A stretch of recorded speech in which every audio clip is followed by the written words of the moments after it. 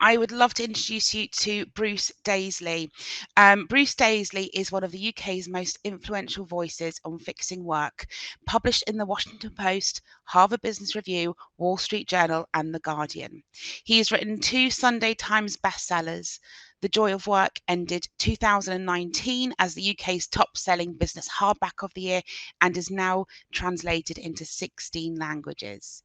His book Fortitude was propelled by strong reviews to the top end of the book charts, and he's previously spent over a decade running Twitter and YouTube, the latter at Google, for Europe, leaving Twitter as its most senior leader outside of the US. Bruce runs the Apple #1 business chart-topping podcast, Eat, Sleep, Work, Repeat on work culture. And I can't say that without wanting to burst into song. And Bruce is going to be joining us now to talk about how it's time to reset the chat about resilience. Good morning, Bruce. Morning. Can you hear me okay? I'm good, thank you. Perfectly. Fabulous. Nice to see you. Well, I'm looking forward to this, and thank you for involving me as part of such a wonderful day. I love that last presentation, and the lineup looks incredible. It's incredible, isn't it? But it's, as I said, the takeaway for me, there was that constant conversation and action, and your Eat, Sleep, Work, Repeat podcast really plays into that. So I'm going to hand over to you because no one wants to hear from me anymore. Tell us, talk to us a bit more about resilience. Yeah, absolutely. I think, the most critical thing that probably most of us find ourselves hearing the word resilience more than ever before. If the word of the year last year was burnout, then I guess resilience is often the way that firms set about trying to solve it. And the really interesting thing is that, if you've got any exposure to the education system, you'll know that this doesn't just end at the workforce. This pretty much permeates the whole world of schools as well. So why is it that we find ourselves reaching for this resilience word so frequently? I became really curious about it. I tweeted about resilience recently, and someone said resilience equals silence. And that's a really interesting take, because I think specifically what they mean is when someone is asking you to be resilient, they are effectively trying to stop you talking about the situation that got you there. Specifically, the reason why that really chimed with me, I was in Beirut a couple of years ago when there was this almighty explosion. Phenomenal decimation to the city, really. It sort of tore through the port area. It's really worth checking out on YouTube. I think by some accounts, it's the 3rd biggest explosion ever in a city and the biggest in peacetime after the 2 in Japan at the end of the Second World War. And by God, it sort of shook the whole city. So the only reason why we thought something really severe had happened rather than an earthquake is that not only did the explosion happen, but then all of the air in the apartment we were in was sucked out. And let me tell you, that is a terrifying sound, sort of air being sucked out of the window. It's just like really, it feels like elemental. It feels like something significant has happened. But all of the coverage the next day had very similar tones. So everyone in Beirut was like, they've got to help us. The world has got to help us right now. And yet the coverage on the BBC said, well, if we know anything, Lebanese people are resilient. The New York Times said, anyone who's encountered the Lebanese will tell you they are resilient people. All the people on the ground were saying, F resilience, we just want people to help us right now. Okay, that's a really interesting thing, because back to that person who tweeted me, resilience is silence. Effectively, by telling someone they're resilient, you're expecting them to get on with their challenge. Here's the reason why I became so compelled with it, because I think to some extent, if we look at it like that, resilience can be a degree of victim blaming. You can either expect the people of Beirut to pick themselves up, brush themselves down and get on with it. Or if they don't, you look at them and say, oh, you weren't resilient enough. I was on a radio phoning a couple of years ago, around that same time, actually. Do you remember that time when all of the A-level results had been cancelled? And you might remember scenes of heartbreak. The teenagers who, for the whole of their life, have been told, you better work hard at school. Suddenly, at the finish line, we're being told, oh, I know you were forecast to get an A and 2 Bs, but you've got a D and 2 Es. So happy life. And kids were sobbing. And I was on this radio phone, and Robert Peston was the other guest. It was on Times Radio.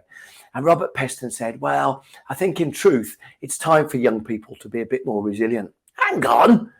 You've just told kids for 13, 14 years that they need to work really hard at school because this is what determines the outcome of their life.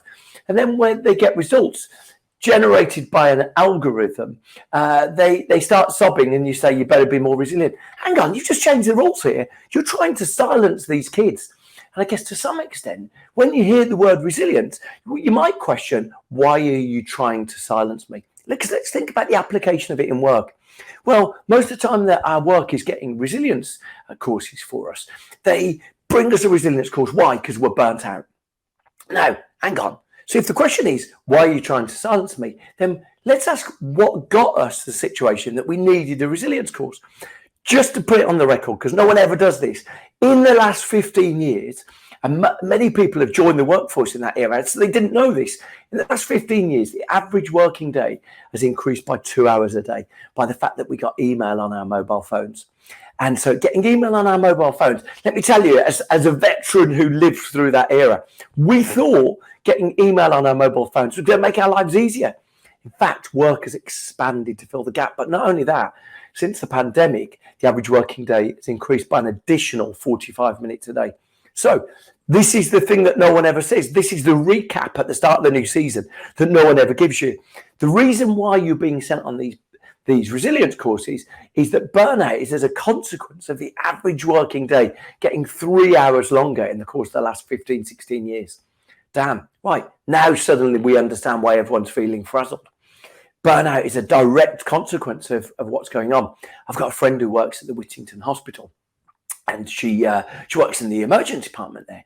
And she said, during the midst of COVID, it was pretty evident to everyone that they were hanging on by their fingernails. They were just about making things work. It was a necessity of things. You couldn't change the circumstance there and then. Everyone knew that what they needed to survive the sickness that was consuming them, to prevail, was a bit more resource. They needed more resource. And yet, one Thursday afternoon, someone walked around the building, blue tacking signs to the wall saying resilience webinar on Tuesday. Now, her response is, she said, hang on, this misdirection has ended up with people who work there saying, if you mention resilience to us, we're going to thump you in the face. Resilience is this attempt to silence the situation that's got us here and redirect responsibility. Now, all of that might give you context for how the word has been misappropriated. But let's take a step back, because I think it's pretty clear to a lot of us that resilience really does exist in the wild. So even though we're being told this invocation to be resilient is maybe been misappropriated, maybe, dare I say it, politicized, but resilience most definitely exists. We've seen it, right? We've seen it with our own eyes. Let's think about where we've seen it. Well, I think we've seen it, firstly, let's have a look at people in Ukraine. We're witnessing people who, my goodness, on a sort of Friday afternoon are told, okay, you won't be coming back to work on Monday. You'll be taking up arms and defending yourself. Now, we might look at them and this one and this one and this one, this one, this one, this one. Wow, were they just gifted with being really resilient people? Because I know if you ask me and my colleagues and my friends to take up arms, I'm not sure we've got the bravery to do that right now. Is it just accidental that Vladimir Putin invaded the most resilient nation in the world? Or actually, is there a cause of resilience? Is the origin of resilience something different to that? I want to suggest to you that the origin to resilience isn't this individual switch that we can turn on and off. Isn't something that some of us have got and some of us haven't got. Resilience is the strength we draw from each other. And as soon as you recognize that resilience is a collective strength, not an individual strength, you're struck with this epiphany. It's all around us. I was chatting to someone this week, actually, because he was describing to me his father's recollection about the Second World War. And he said to his dad, what was the Second World War like? And his dad said, tough, son, but I tell you what, no one who went through it would give it up. Hang on, that's really interesting. No one who went through it, and his dad was a kid during the Second World War, no one who went through it would give it up. Wow, no one would give up being in a war. But here's the thing, if you look into the accounts of people who lived through the bombing of London, the bombing of places like Coventry around the United Kingdom, people will describe this strange moment of being in it together, all in it together, this sense of community that was forged through the picking their way through the decimation that happened all around. This sense that we were all in it together was something that united and connected people. There's a wonderful social scientist. I've just written a book about all of this stuff, and a book called Fortitude. And there's a wonderful social scientist I became bewitched with. He passed away a couple of years ago, but it was an American social scientist called Enrico Quarantelli. And Enrico Quarantelli had this strange job. Firstly, he started trying to do a doctorate into mass panic. We've all seen mass panic. In Jurassic Park, we've seen it. The dinosaur gets out, everyone's screaming, waving their arms, legging it, and mass panic. We know that's what happens when things go wrong. Enrico Quarantelli set about trying to discover what created mass panic. And he started losing his patience because he'd turn up at the day after an earthquake. He'd say, when did the mass panic start? People say, oh, no, there's no mass panic. But George went to help this woman that he's just met over there. These people over there started, okay. He went into the day after September the 11th. He started interviewing people. When did the mass panic really descend? People said, oh, no, there was no mass panic. People calmly tried to help that person that got hurt there. And he went repeatedly. He would be the only car driving in the highway in the opposite direction to 6 lanes of traffic coming in the other direction. He'd drive in, he tried to interview people. He said, I can't find it. I can't find mass panic. Mass panic, even though it's the staple of Hollywood films, mass panic doesn't exist. Why? Because he said, in the midst of these disasters, this democratic this recreation of society starts. People find themselves creating new identities. They sort of, this community is forged. Now, I want to give you one final example. If we think of the people in Ukraine, we think of that gentleman's dad talking about the Second World War. We think about these people in mass panic. I want to give you one final example, and this can really give us a pointer about where resilience lies. One of the leading experts on teenage mental well-being is a woman called Jean Twenge. She teaches at the University of San Diego. And the University of San Diego, she really studies the well-being of teenagers. And in fact, she tells some pretty stark evidence. Her breakout article was in the Atlantic magazine. It was called How Smartphones Destroyed a Generation. Pretty stark stuff.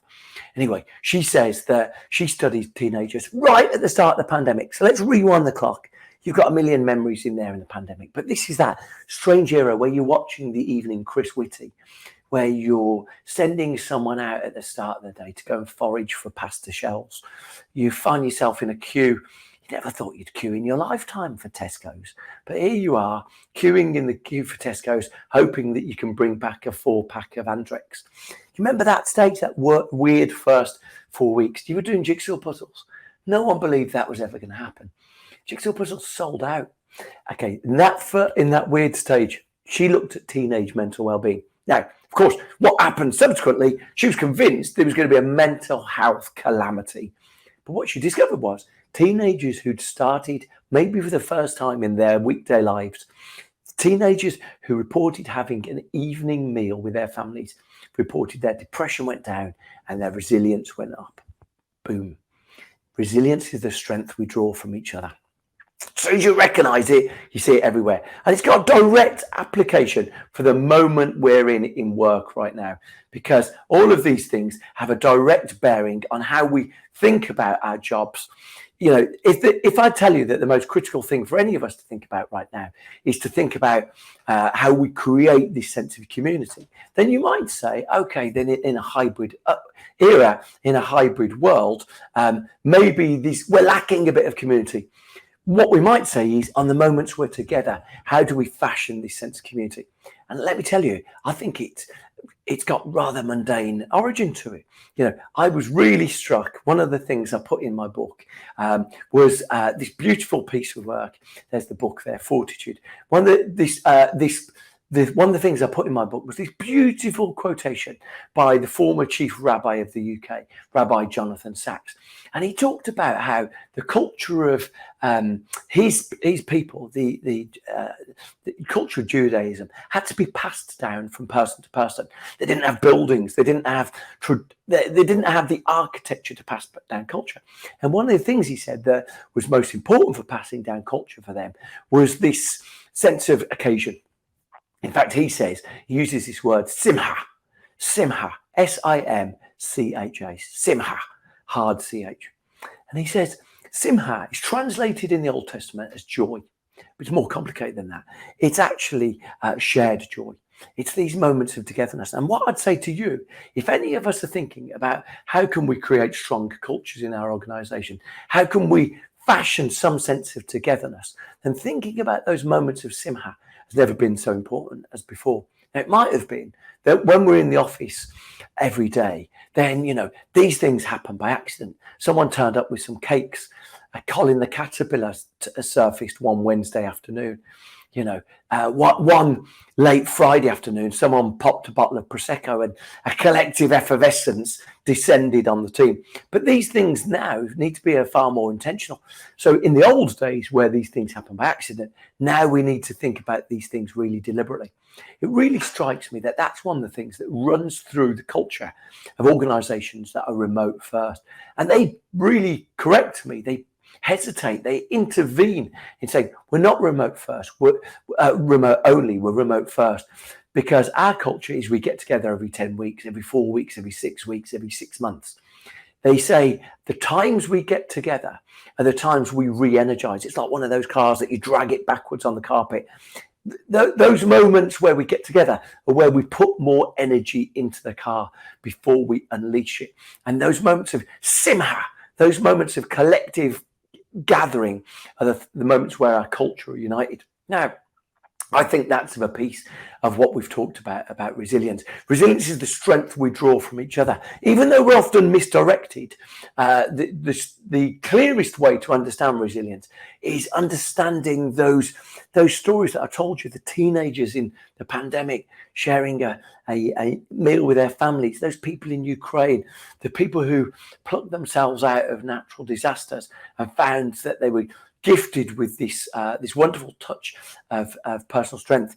Now, if you do go on to read my book, Fortitude, you'll find there are a couple of other elements. And I've not had time to delve into the importance of identity. I've not had time to dwell on the significance of control. But what I will say, if anyone is trying to understand resilience, actually understanding the importance of control is a vital component. If you open your diary and it's full with back-to-back meetings, it's very unlikely that you're going to feel awash with robust strength. You're going to feel like you're being set upon. So I'm so grateful for the opportunity to talk today. Over the course of the last couple of years, I've worked with dozens of organizations as they try to work out their solutions to culture. And, I both across my podcast and across my newsletter, I try and draw these things together. If you are interested in trying to understand workplace culture and how any of us can make sense of it, you can find it there at my website, eatsleepworkrepeat.com. And if you go to that website, you'll go at the very top of the website. If you just go to the top link on eatsleepworkrepeat.com, you'll find at the top there's the opportunity to go to a small link. Here you go. There it is.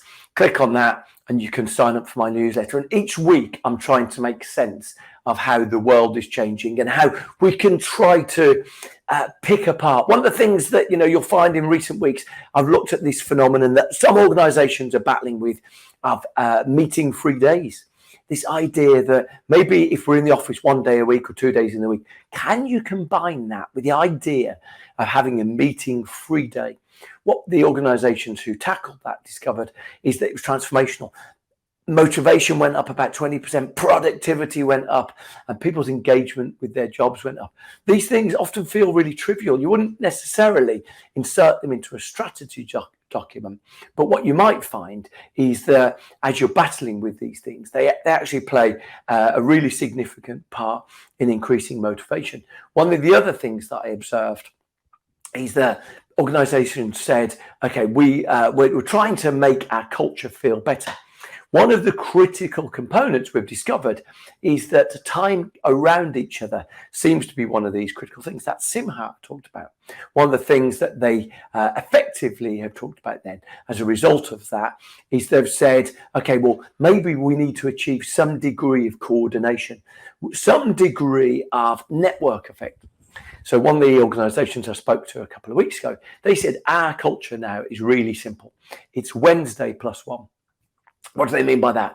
Well, Wednesday, we want everyone in the office, this glorious Marrakesh market of everyone being there.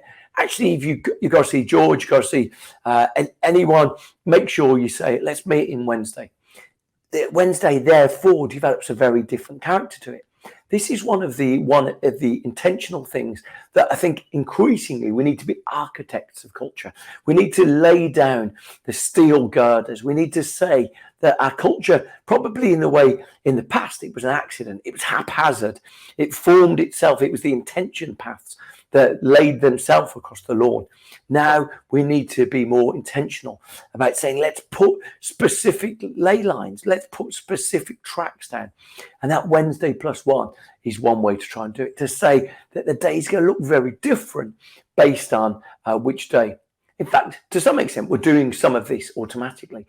If you look into some of the data, the usage of Fridays is a sixth of what it is on Thursdays in offices. So we're already learning that different days have got a different chemistry to them, a different energy to them. And I think specifically as we go forwards, trying to work out how we can lay these things down is most critical.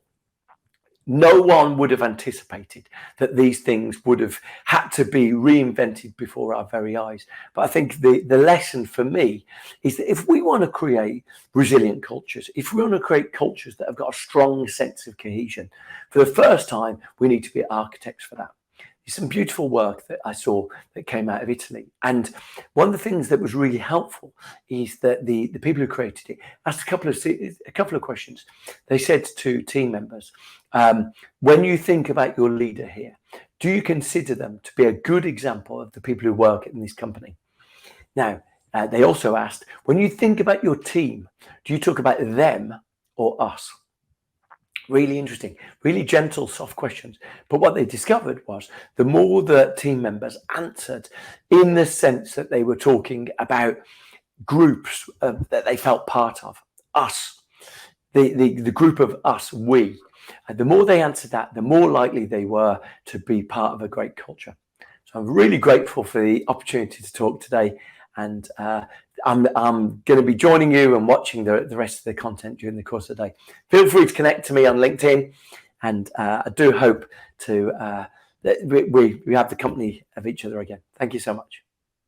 Bruce, thank you. I've been such a fan for such a long time.